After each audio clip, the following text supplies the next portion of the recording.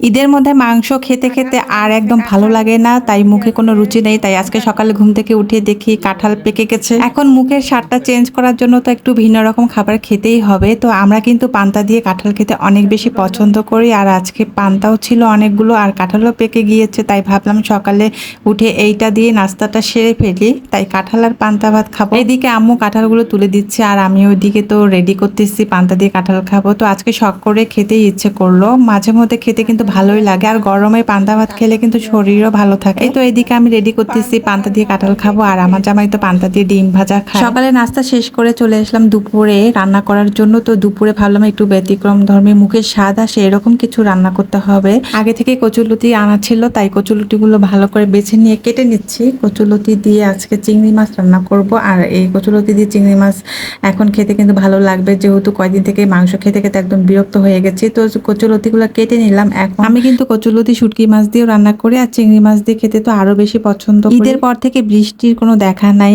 তাই অনেক গরম, প্রচুর গরম। এই গরমে গরুর মাংস খেয়ে এত বিরক্ত হয়ে গেছে, আর গরুর মাংস খেলে আরো বেশি গরম লাগে। আমি কিন্তু কচুলতিটা শুটকি মাছ দিয়ে রান্না করে খেতেও বেশি পছন্দ করি, আর আজকে চিংড়ি মাছ দিয়ে রান্না করব। আজকে তো কোনো কথাই নেই, আজকে খেতে বেশি স্বাদ হবে। মশলা কষানো হয়ে গিয়েছে, এখন আমি চিংড়ি মাছগুলো দিয়ে ভালো করে চিংড়ি মাছটা কষিয়ে নেব। তারপরে আমি কচুলতিগুলো দিয়ে দিলাম। এখন এটা ভালো করে কষিয়ে নেব। কষানো হয়ে গেলে কিন্তু এখানে আমি গরম পানি অ্যাড করে দেব, সামান্য কিছু গরম পানি। কচুলতিটা সেদ্ধ হতে যে পরিমাণ পানি লাগে সেই পরিমাণ পানি দিয়ে ঢেকে দেব। আর যেহেতু পুরো তরকারিটা একদম কাঁচা মরিচ দিয়ে রান্না করতেছি, এর জন্য দেখতে কিন্তু একটু সবুজ সবুজ হয়েছে, কিন্তু খেতে কিন্তু মাশাআল্লাহ অনেক স্বাদ হয়েছিল।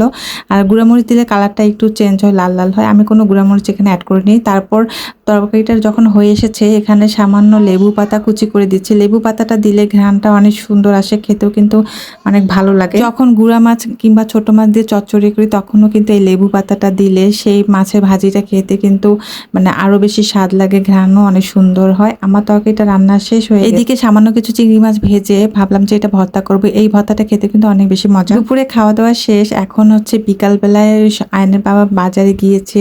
লিচুগুলো অনেক দেখতে লাল লাল ছিল, একদম রাজশাহী লিচু, পিওর লিচু। আর আমগুলো ছিল হচ্ছে হাড়িভাঙ্গা আম, তাই ভাবলাম যে আম আর লিচু নিয়ে নেই। আয়ান অনেক বেশি পছন্দ করে, আর মাংস খেতে খেতে বিরক্ত, তাই এইসব দিয়ে ভাত খেয়ে এখন খালি ফল খাবো, তাহলে শরীরটা ভালো থাকবে। আমার ছেলে ভীষণ পছন্দ করে আম লিচু, আর আমিও অনেক বেশি পছন্দ করি হাড়িভাঙ্গা আমটা।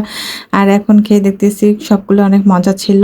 আমার ছেলে তো এগুলো পেলে যতক্ষণ না শেষ হয়েছে ততক্ষণ সে খেতেই থাকে। কেবল হাড়িভাঙ্গা আম কেবল বের হয়েছে, তাতেই এই আমটা কিন্তু কাঁচা কাঁচা খেতেই বেশি ভালো লাগে। একটু পেকে গেলে তখন কিন্তু আর বেশি ভালো লাগে না, বেশি তেলতেলা হয়ে যায়। আর কাঁচা কাঁচা যখন একটু আদা পাকা থাকে তখন কিন্তু এই আমটা খেতে অনেক বেশি স্বাদ লাগে। তো এই ছিল আমার আজকের ব্লগ। সবাই ভালো থাকবেন, সুস্থ থাকবেন। আল্লাহ হাফেজ।